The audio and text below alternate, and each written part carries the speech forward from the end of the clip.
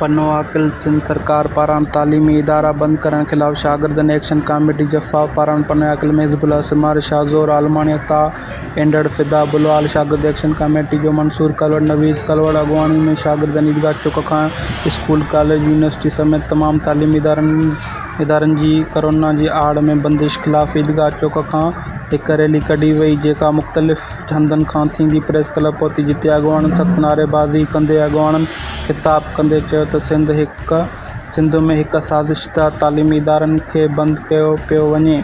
Corona जी आड़ में सिंध सरकार सिंध दुश्मन फ़ैसिलो कयो आहे। तालीमी इदारनि खे 2 सालनि खां बंदि कयो पियो वञे जेको इंतिहाई ख़तरनाक अमल आहे। तालीम तबाह करण सां मुआशरे में तबाही ईंदी आहे। सिंध जे शऊर ख़िलाफ़ साज़िश कई पई वञे। असां सिंध सरकार जो तालीमी इदारनि जी बंदिश वारो फ़ैसिलो मुकमल तौर रद्द करियूं था। फौरी तौर तालीमी इदारनि खे खोलण जो मुतालबो करियूं था।